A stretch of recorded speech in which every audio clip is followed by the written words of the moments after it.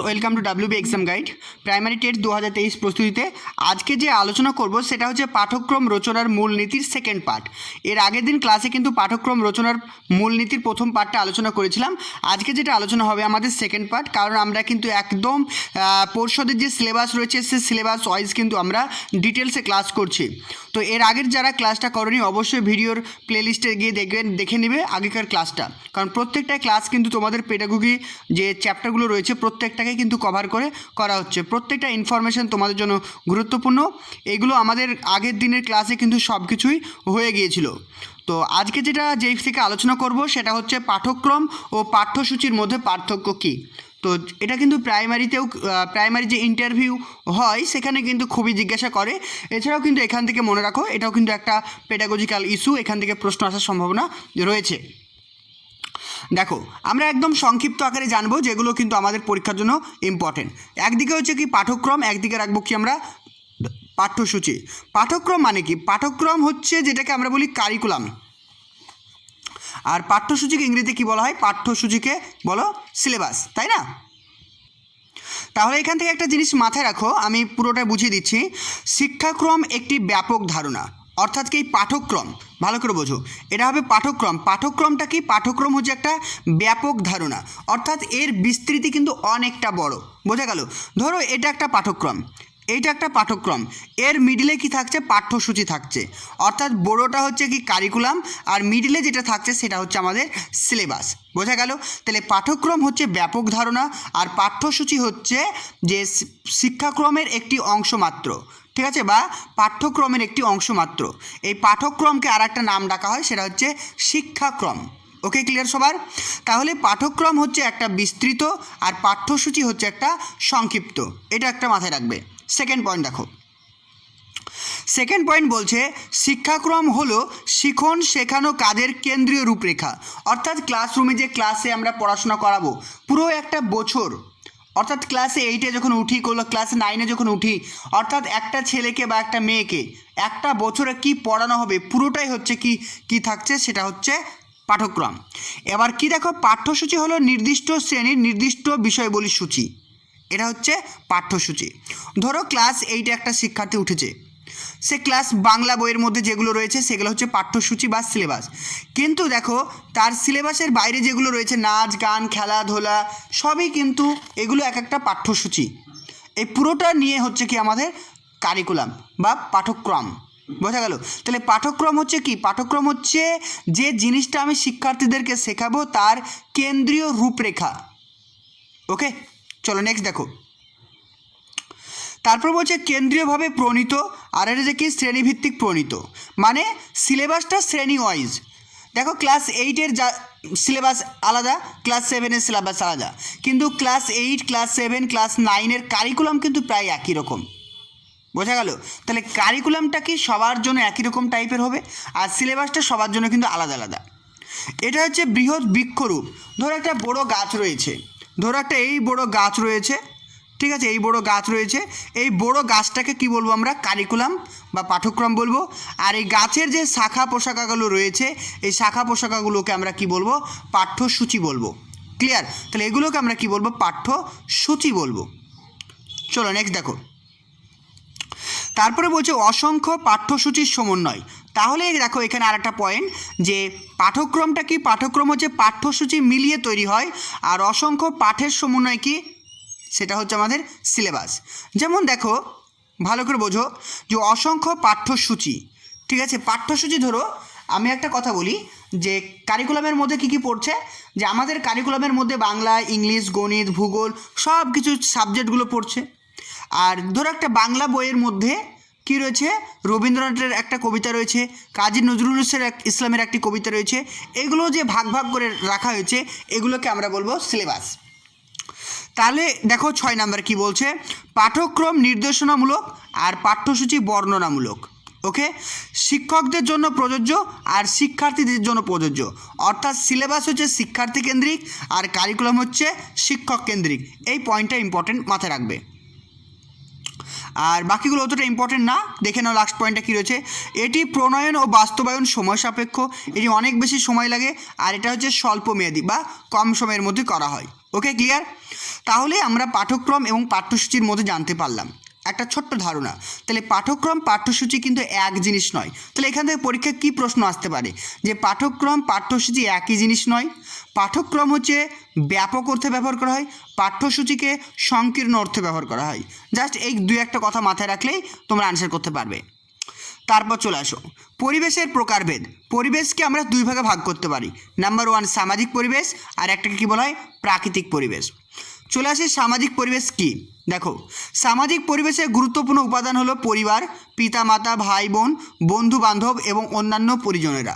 তাহলে এদেরকে নিয়ে আমাদের সামাজিক পরিবেশ। শিশুর প্রথম প্রথাগত জ্ঞান অর্জন শুরু হয় বিদ্যালয় থেকে এবং তার অপ্রথাগত জ্ঞান অর্জন শুরু হয় পরিবার থেকে, অর্থাৎ তার মায়ের কোল থেকে। অর্থাৎ পুঁথিগত জ্ঞান শিশু অর্জন করে প্রথম কোথায়? বিদ্যালয়ে। আর যেটা প্রথা বহির্ভূত শিক্ষা বা পুঁথিগতহীন শিক্ষা সেটা অর্জন করে তার পরিবার থেকে। অর্থাৎ একটা শিশুর প্রথম শিক্ষক বা শিক্ষিকা হচ্ছে তার মা। চলো নেক্সট এবার আমরা দেখব খেলা সম্পর্কে কিছু ইম্পর্টেন্ট পয়েন্ট আমরা মাথায় রাখবো। বাকিগুলো তোমরা পারবে, খুবই সহজ, সেজন্য আমি অনেক কিছু লিখিনি। যেগুলো একটু মনে রাখবে সেগুলো লিখে দিয়েছি। দেখো, খেলা হলো একটি সার্বজনীন স্বাধীন খেলা হলো এই শিশু বা ব্যক্তির সার্বজনীন স্বতঃস্ফূর্ত স্বাধীন আনন্দদায়ক সৃজন ধর্মীয় স্বভাবগত আচরণ। অর্থাৎ খেলাধুলা করতে ব্যক্তি আনন্দ পায়, স্বাধীনতা অনুভব পায়। এখানে ইন্ট্রেন্সিক মোটিভেশন কাজ করে, আভ্যন্তরীণ মোটিভেশনের ফলে শিক্ষার্থীরা খেলাধুলা করে। তাই খেলাধুলার প্রতি কারোর কিন্তু বিরক্তি মনোভাবটা আসে না। নেক্সট পয়েন্ট দেখো, নেক্সট পয়েন্ট বলছে ভেরি ইম্পর্টেন্ট, খেলাভিত্তিক শিক্ষার কথা প্রথম কে বলেছেন? এটা হবে কি ক্যাডওয়েল কুক। তাহলে খেলাভিত্তিক শিক্ষার কথা প্রথম কে বলেছিলেন? ক্যাডওয়েল কুক। শিক্ষা ব্যবস্থাকে খেলাভিত্তিক করার উপায়। তাহলে আমাদের শিক্ষা ব্যবস্থাকে খেলাভিত্তিক করব কিভাবে? পয়েন্টগুলো দেখো, হাতের কাজ, অভিনয়, সঙ্গীতের ব্যবস্থা করতে হবে। তো সবসময় শিক্ষার্থীদেরকে কাজের মাধ্যমে ইনভলভ করতে হবে, তবেই শিক্ষার্থীরা খেলার মাধ্যমে শিক্ষা অর্জন করতে পারবে। ছবি, চার্ট, মডেল এবং অন্যান্য প্রদীপনের সাহায্যে শিক্ষাদান পদ্ধতিকে যথেষ্ট আকর্ষণীয় করে তুলতে হবে, তবেই শিক্ষার্থীরা খেলাধুলা খেলাভিত্তিক যে মেথড রয়েছে সেটাকে ফুলফিল করা সম্ভব। তাহলে ক্লাসরুমে যখন শিক্ষক মশাই পড়াবেন তখন অবশ্যই তিনি বিভিন্ন প্রকারের এলটিএম ব্যবহার করবেন। নেক্সট পয়েন্ট দেখো, নেক্সট পয়েন্টে কি বলছে যে পাঠ্যক্রম হবে যেটা শিক্ষার্থীর চাহিদাগুলিকে পরিতৃপ্ত করবে। তাহলে একজন শিক্ষক মহাশয় শিক্ষার্থীদের কাছে যে পাঠ্যক্রমগুলি তুলে ধরবেন সেগুলি অবশ্যই শিক্ষার্থীদের চাহিদাগুলিকে পরিতৃপ্ত করে, সেদিকটা নজর রাখতে হবে। ধরো তোমাদের এখন প্রাইমারি টেটের জন্য প্রস্তুতি নিচ্ছ, কিন্তু আমি তোমাদেরকে ইন্ডিয়ান পলিটির বা ভারতীয় দর্শনের কিছু চ্যাপ্টার পড়াচ্ছি, তোমরা কি পড়বে? কখনোই পড়বে না, কারণ তোমাদের চাহিদাকে পরিপূর্ণ করবে না। তাই পাঠ্যক্রম এমন নির্বাচন করতে হবে যা শিক্ষার্থীর চাহিদাকে কি করে?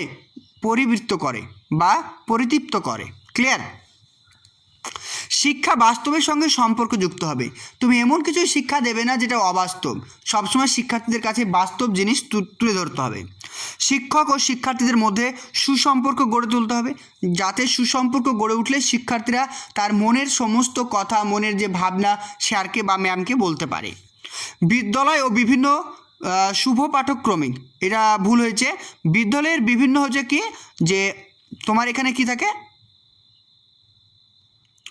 এখানে হবে কি সহ পাঠ্যক্রমিক কথাটা।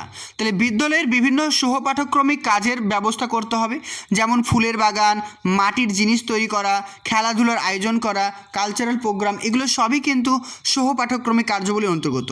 তাহলে আমরা বুঝতে পারলাম কী কী পয়েন্ট, যে শিক্ষার্থীদেরকে এমন বিষয় শিক্ষা দিতে হবে যেগুলো শিক্ষার্থীদের চাহিদাগুলিকে পরিবৃত্ত করে।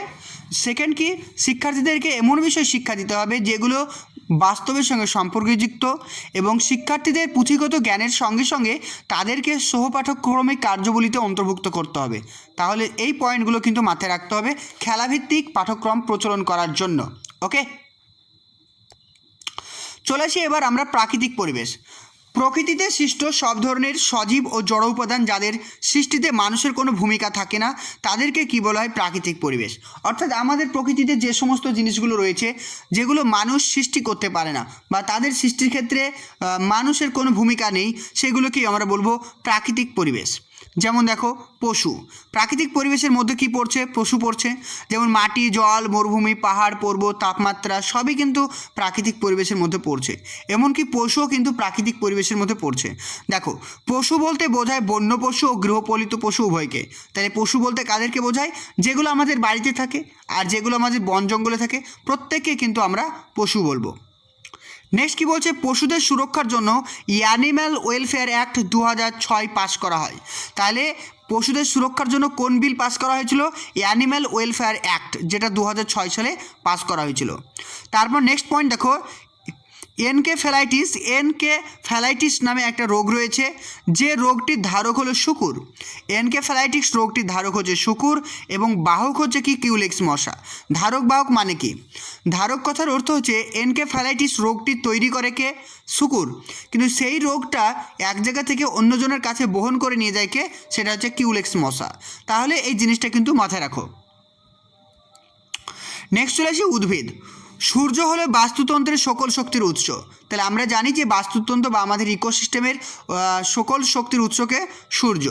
তারপরে পয়েন্ট মাথায় রাখবো আমরা যে উদ্ভিদ সালোকসংশ্লেষ প্রক্রিয়ায় পাতায় ক্লোরোফিলের উপস্থিতিতে খাদ্য তৈরি করে এবং উদ্ভিদের পাতাকে কি বলা হয়? গাছের রান্নাঘরও বলা হয়। এই পয়েন্টটাকে ইম্পর্টেন্ট। চলো, বেশি কিছু জানার প্রয়োজন নেই, একদম মূল থিমগুলো আমি বলে দিচ্ছি, এগুলো একটু পড়ে যাও তাহলে দেখবে হয়ে যাবে। তারপর দেখো, তারপর এখানে কি বলছে? তারপরে বলছে জীবদেহে খাদ্যের প্রয়োজনীয়তা। তো আমাদের শরীরে খাদ্যর কেন প্রয়োজনীয়তা রয়েছে? পুষ্টি সাধন করার জন্য, ক্ষয়পূরণ করার জন্য, দেহকে কর্মক্ষম করে তোলার জন্য, রোগ প্রতিরোধ ক্ষমতা গড়ে তোলার জন্য। তাহলে এই পয়েন্টগুলো ভেরি ইম্পর্টেন্ট এবং খুবই সহজ। তোমরা জানো পুষ্টির জন্য, আমাদের শরীরে ক্ষয়ের জন্য, আমরা অনেক সময় রোগাক্রান্ত হয়ে যাই, শরীর দুর্বল হয়ে যায়, সেগুলোকে মেটাবার জন্য, এবং আমাদের কাজ করার ক্ষমতাকে বৃদ্ধি করার জন্য, রোগ প্রতিরোধ ক্ষমতা গড়ে তোলার জন্য খাদ্যর কিন্তু প্রয়োজন। একদম সহজ ভাষায় লেখা। তারপর চলে আসি সুষম খাদ্য। যে খাদ্যে কার্বোহাইড্রেট, প্রোটিন, ফ্যাট, ভিটামিন, খনিজ লবণ, জল এই 6টি উপাদান থাকে তাকে আমরা বলবো সুষম খাদ্য। তাহলে সুষম খাদ্য কাকে বলবো? প্রোটিন, ফ্যাট, কার্বোহাইড্রেট, খনিজ লবণ, জল এগুলো থাকলে আমরা তাকে কি বলবো? সুষম খাদ্য বলবো। ওকে। তারপর নেক্সট পয়েন্ট, শিশুর জন্য সুষম খাদ্য হলো তার মায়ের দুধ। তাহলে একটা শিশুর জন্য তার সুষম খাদ্য কি? মায়ের দুধ। কঠিন কাজ করার জন্য 200 ক্যালোরি মানে শক্তি প্রয়োজন, মাঝারি কাজের জন্য 1000 ক্যালোরি শক্তি প্রয়োজন, হালকা কাজের জন্য 700 ক্যালোরি এবং বসে থাকার জন্য 400 ক্যালোরি শক্তি প্রয়োজন।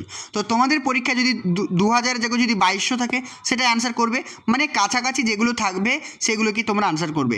ওকে, ক্লিয়ার? এই পয়েন্টগুলো মাথায় রাখো। সিটেটে এখান থেকেও কিন্তু প্রশ্ন এসেছিল। মানুষের শরীরে মোট শক্তির প্রায় 60 থেকে 70% আসে শর্করা জাতীয় খাদ্য থেকে, অর্থাৎ কার্বোহাইড্রেট জাতীয় খাদ্য থেকে মানুষের শরীরে কিন্তু শক্তি যোগান দেয়। তাই আমাদের শরীরে শক্তি যোগান পায় কোথা থেকে? কার্বোহাইড্রেট জাতীয় খাবার থেকে। এই পয়েন্টগুলো একটু মাথায় রাখো। নেক্সট চলে আসি খাদ্যের প্রকারভেদ। খাদ্যের প্রকারভেদ চলো প্রোটিন। এই টপিকের ওপরও ডিটেলসে আমরা একটা ক্লাস নিয়ে আসবো। তবুও এই যে বইটা থেকে আমি তোমাদেরকে পড়াচ্ছি সেই বইটাতে যতটুকু ছিল আমি সেইটুকুই তোমাদেরকে বোঝানোর চেষ্টা করি। পরবর্তী টাইমে এই খাদ্য এবং প্রোটিন, ভিটামিন সম্পর্কে ডিটেলসে আমি ক্লাস নিয়ে আসবো। দেখো প্রোটিন সম্পর্কে যেগুলো ইনফরমেশন আমি পেয়েছি সেগুলো তোমাদেরকে দিই। কার্বন, হাইড্রোজেন, অক্সিজেন, নাইট্রোজেন এবং অ্যামাইনো অ্যাসিডের সাহায্যে উৎপন্ন হয় প্রোটিন। তাহলে প্রোটিনের মধ্যে কোন কোন উপাদান থাকে? কার্বন, হাইড্রোজেন, অক্সিজেন, নাইট্রোজেন এবং অ্যামাইনো অ্যাসিড। প্রোটিনের সরলতম রূপকে কি বলা হয়? অ্যামাইনো অ্যাসিড বলা হয়। এটাও কিন্তু ইম্পর্টেন্ট। তাহলে প্রোটিনের সরলতম রূপ কাকে বলা হয়? অ্যামাইনো অ্যাসিডকে প্রোটিনের সরলতম রূপ বলা হয়। প্রাণীজ প্রোটিনের উৎস কি? মাছ, মাংস, ডিম এগুলো। তাহলে প্রাণীজ প্রোটিনের উৎস কোনগুলো? প্রাণীজ প্রোটিনের উৎস হচ্ছে মাছ, মাংস, ডিম এগুলো। উদ্ভিজ্জ প্রোটিনের উৎস হচ্ছে ডাল, গম, সয়াবিন, বরবটি, বিন ইত্যাদি। সবথেকে প্রোটিন সবথেকে বেশি পাওয়া যায় কোথায়? সয়াবিন। সয়াবিনে সবথেকে বেশি পরিমাণে প্রোটিন পাওয়া যায়। প্রোটিনের অভাবে যে রোগটি হয় বাচ্চাদের সেটা হচ্ছে কোয়াশিওকার এবং ম্যারাসমাস। তাহলে দুটো রোগ হয় বাচ্চাদের, একটা হচ্ছে কোয়াশিওকার, একটা হচ্ছে ম্যারাসমাস। এটি প্রোটিনের অভাবে কিন্তু এই রোগগুলো হয়ে থাকে। তারপর যেটা পড়বো সেটা শর্করা। প্রোটিন থেকে আরও অনেক কিছু জানতে হবে, নেক্সট ক্লাসে সেটা আলোচনা করব। দেখো এবার হচ্ছে শর্করা, যেটাকে আমরা বলি কার্বোহাইড্রেট। এটি কার্বন, হাইড্রোজেন, অক্সিজেন নিয়ে যুক্ত। তাহলে কার্বোহাইড্রেট কী নিয়ে যুক্ত? কার্বন, হাইড্রোজেন এবং অক্সিজেন নিয়ে যুক্ত। আমাদের শক্তির বেশিরভাগটাই আসে শর্করা থেকে। কার্বোহাইড্রেটের সংকেত কি? C6H12 আর O6, তাই না? C6H12 O6 প্রত্যেকে আমরা জানি। কার্বোহাইড্রেট উৎস কি? চাল, গম, আলু, চিনি, দুধ এবং হচ্ছে দুধ জাতীয় বিভিন্ন খাদ্য, এগুলো থেকে আমরা কিন্তু কার্বোহাইড্রেট পেয়ে থাকি। এবার চলে আসি ফ্যাট। ফ্যাট হচ্ছে কি, মানে ফ্যাট জাতীয় খাদ্য প্রাণীদের শরীরে তাপশক্তি উৎপাদনে সাহায্য করে, এটা ফ্যাট হবে, ঠিক আছে। তাহলে ফ্যাট জাতীয় খাদ্য প্রাণীদের শরীরে তাপশক্তি উৎপাদনে সাহায্য করে। এটি কার্বন, হাইড্রোজেন এবং অক্সিজেনের সাহায্যে গঠিত। তাহলে ফ্যাট কিসের সাহায্যে গঠিত? কার্বন, হাইড্রোজেন এবং অক্সিজেন। এর সরলতম রূপ হলো ফ্যাটি অ্যাসিড। তাহলে ফ্যাটের সরলতম রূপ কি? Fatty acid. এই পয়েন্টগুলো একটু মাথায় রাখো, তাহলেই হয়ে যাবে। নেক্সট চলেছে উৎস। সর্ষে, বাদাম, নারকেল তেল, তিল, রেডি বীজ ইত্যাদি, এগুলো থেকে কিন্তু ফ্যাট পাওয়া যায়। প্রাণীজ উৎস কোনগুলো? ঘি, মাখন, চর্বি, ডিম, খাসির মাংস, এগুলো থেকে কিন্তু প্রচুর পরিমাণে ফ্যাট পাওয়া যায়। নেক্সট পয়েন্ট বলছি, 1 গ্রাম ফ্যাট থেকে 9.3 ক্যালোরি তাপমাত্রা উৎপন্ন হয়। তাহলে এক গ্রাম ফ্যাট থেকে 9.3 ক্যালোরি কিন্তু শক্তি উৎপন্ন হয়। ফ্যাট জাতীয় পদার্থ দেহে মজুদ খাদ্য হিসেবে কাজ করে। আমরা দেখবে অনেক সময় খাবার না খেয়েও বেঁচে থাকি, তার কারণ কি? ফ্যাট জাতীয় খাবারের জন্য। এই ফ্যাট জাতীয় খাবার কিন্তু আমাদেরকে অনেক সময় খাবার সাপ্লাই করে, আমাদেরকে শক্তি যোগায়। বোঝা গেল? ফ্যাট তাপের কুপরিবাহী হয়, আমাদের শরীরকে গরম রাখে। দেখবে অনেক মোটা মোটা মানুষ কিন্তু গরম সহ্য করতে পারে না, তার কারণ কি? তার শরীরে প্রচুর পরিমাণে ফ্যাট থাকে। আর ফ্যাট হচ্ছে তাপের কুপরিবাহী, অর্থাৎ আমাদের ভেতরের যে তাপমাত্রা সেটা কিন্তু বাইরে বের হতে পারে না, এই কারণে তাদেরকে প্রচুর পরিমাণে গরম লাগে। তাই ফ্যাট হচ্ছে তাপের কুপরিবাহী। জীবদেহে মোট ওজনের 60 থেকে 70% হচ্ছে জল। তো আমার ওজন যদি 100 কেজি হয়, তাহলে 60 থেকে 70 কেজি হবে কি? জল। বোঝা গেল? তাহলে জীবদের মোট ওজনের 60 থেকে 70%কে আমরা কি বলবো? জল। এবার তুমি বলতে পারো মাংসই তো বেশি।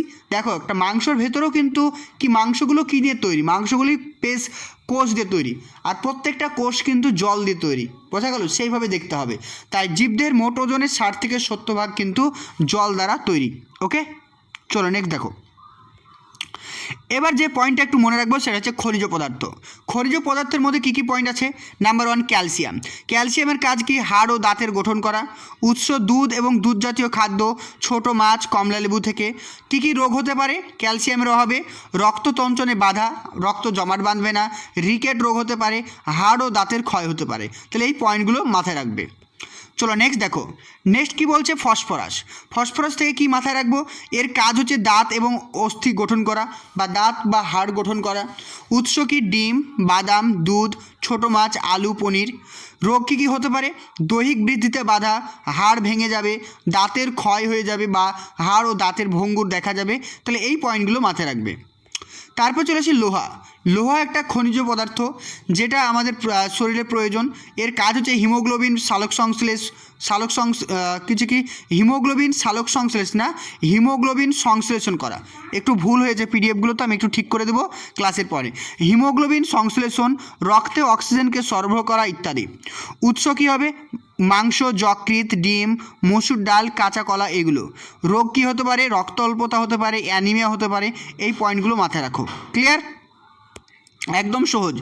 তারপরে বলছে সোডিয়ামের কাজ কি? রক্তে অম্ল ক্ষারের সমতাকে বজায় রাখা। এর উৎস হচ্ছে খাদ্য লবণ, যেটাকে আমরা বলি সোডিয়াম ক্লোরাইড। খাদ্য লবণ বা সোডিয়াম ক্লোরাইড, ওকে, এগুলো এর উৎস। এবার চলে আসি আয়োডিন সম্পর্কে কী জানবো? এর কাজ হচ্ছে থাইরয়েড হরমোনকে গঠন করা। সামুদ্রিক মাছ, সমুদ্রে উৎপন্ন বিভিন্ন খাদ্য, আয়োডিন, লবণ এবং শাকসবজি থেকে আমরা আয়োডিন পেয়ে থাকি। এর অভাবে কিন্তু আমাদের গলকণ্ড রোগ হয়। তাহলে আয়োডিনের অভাবে কিন্তু গলকণ্টক রোগটি হয়ে থাকে। তারপর চলে আসি আশ্রয়স্থল, যেটাকে আমরা বলি শেল্টার। সবই কিন্তু সিলেবাসে রয়েছে। আশ্রয়স্থান বা শেল্টার।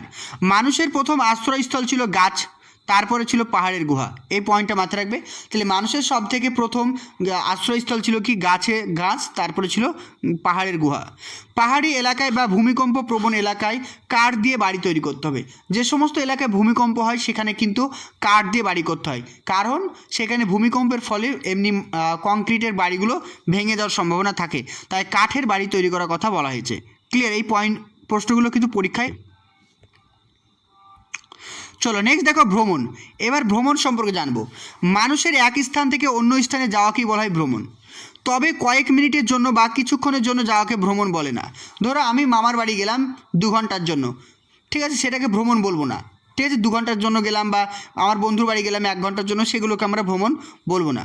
যখন কোনো ব্যক্তি গবেষণার জন্য তথ্য সংগ্রহ করতে বা ধর্মীয় অনুষ্ঠানে অংশগ্রহণ করতে বা ধর্মীয় স্থান দেখার জন্য, ব্যবসার কাজে অথবা ব্যবসায়িক যোগাযোগ স্থাপনের জন্য অথবা স্বাস্থ্য পরীক্ষার জন্য, খেলাধুলা দেখার জন্য যখন যাই আমরা, তখন তাকে আমরা ভ্রমণ বলি। বোঝা গেল? তখন ভ্রমণ কাকে বলবো? কাজের জন্য, কোনো জায়গায় দর্শন করার জন্য, খেলাধুলার জন্য, সমস্ত কিছুর জন্য যখন আমরা এক স্থান থেকে অন্য স্থানে যাই, সেটাকে আমরা ভ্রমণ বলবো। ক্লিয়ার? চলো, ভ্রমণকে আমরা 2 ভাগে ভাগ করতে পারি। একটা হচ্ছে কি গবেষণার জন্য ভ্রমণ, আর একটা হচ্ছে কি সংস্কৃতি প্রত্যক্ষ করার জন্য ভ্রমণ। দেখো, কোনো বিষয় সম্পর্কে বিজ্ঞানসম্মত অনুসন্ধান করার জন্য যে ভ্রমণ করা হয় তাকে বলা হয় গবেষণার জন্য ভ্রমণ।